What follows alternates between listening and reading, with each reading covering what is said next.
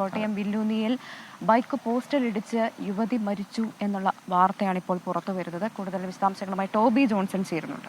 Toby, വില്ലൂന്നി സ്വദേശിനി നിത്യ ബിജു ആണ് മരിച്ചതെന്ന് പറയുന്നു. ജിമ്മിൽ പ്രാക്ടീസൊക്കെ ചെയ്ത ശേഷം വീട്ടിലേക്ക് മടങ്ങിയിരുന്ന സമയത്താണ് ഈ അപകടം ഉണ്ടായെന്നൊക്കെയുള്ള വിവരങ്ങളുണ്ട്. എന്താണ് യഥാർത്ഥത്തിൽ സംഭവിച്ചത്? എന്തായാലും ഇന്നലെ വൈകുന്നേരത്തോടു കൂടിയാണ് ഈ അപകടം ഉണ്ടാകുന്നത് എന്നാണ് നമുക്ക് മനസ്സിലാക്കാൻ സാധിക്കുന്നത്. മാന്നാനം കെ കോളേജിലെ ബികോം അവസാന വർഷ വിദ്യാർത്ഥിനിയാണ് നിത്യ.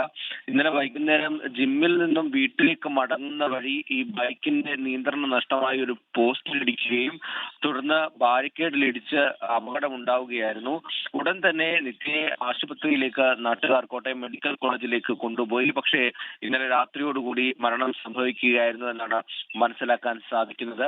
എന്താണ് സംഭവിച്ചത് എന്നത് സംബന്ധിച്ച് ഇപ്പോൾ ഒരു വ്യക്തതയില്ല. എന്തായാലും ഗാന്ധിനഗർ പോലീസ് കേസെടുത്ത് വിശദമായിട്ടുള്ള ഒരു അന്വേഷണത്തിലേക്ക് കടന്നിട്ടുണ്ട്. സാധാരണ വീട്ടിലേക്ക് വരുന്ന സ്ഥിരം യാത്ര ചെയ്യുന്ന ഒരു റോഡ് തന്നെയാണ്. അതുകൊണ്ട് തന്നെ ഈ വഴിയിൽ എന്താണ് സംഭവിച്ചത്, നിയന്ത്രണം നഷ്ടമാകാനുള്ള കാരണം എന്താണ് തുടങ്ങിയ കാര്യങ്ങളെല്ലാം തന്നെ വിശദമായി പരിശോധിച്ചു കൊണ്ടിരിക്കുകയാണ്. അമ്മ പുറത്ത് നേഴ്സാണ്, ജോലി ചെയ്യുകയാണ്, വിദേശത്താണ്. അതുകൊണ്ട് തന്നെ അമ്മ നാട്ടിലേക്ക് എത്തിയതിനു ശേഷം മാത്രമായിരിക്കും സംസ്കാര ചടങ്ങുകൾ ഉണ്ടാവുക. നിലവിൽ പോസ്റ്റ്മോർട്ടത്തിന് ശേഷം മൃതദേഹം മോർച്ചറിയിൽ സൂക്ഷിക്കുമെന്നാണ് നമുക്ക് അറിയാൻ കഴിയുന്നത്.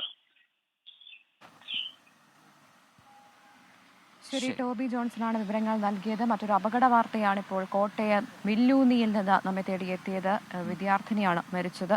അപ്പോൾ പറയാനുള്ളത്, ഈ പ്രഭാതത്തിൽ വിവിധ സ്ഥലത്തേക്കൊക്കെ യാത്ര തിരിക്കുന്നവർ വളരെ സാവധാനം മാത്രം വണ്ടി ഓടിക്കുക. നമ്മളുടെ ജീവനോടൊപ്പം മറ്റുള്ളവരുടെ ജീവനും നമ്മുടെ കയ്യിലാണെന്നുള്ള ഒരു ഓർമ്മ എല്ലാ സമയത്തും ഈ പറഞ്ഞ പോലെ നമ്മുടെ വേഗം കുറച്ച് മാത്രം വാഹനങ്ങൾ ഓടിക്കുക എന്നുള്ളതാണ് ഏറ്റവും സേഫായിട്ട്. ആകെ എല്ലാവർക്കും അറിയുന്ന കാര്യമാണ്. പക്ഷേ എന്താണ്, ധൃതിയിൽ പലപ്പോഴും അത് ആൾക്കാർ മറക്കുന്ന സ്ഥിതിവിശേഷമുണ്ട്. അങ്ങനെ അപകടങ്ങൾ സംഭവിക്കാറുണ്ട്. ഇന്ന് മറ്റൊരു അപകട വാർത്ത കേൾക്കാതിരിക്കട്ടെ. അതെ.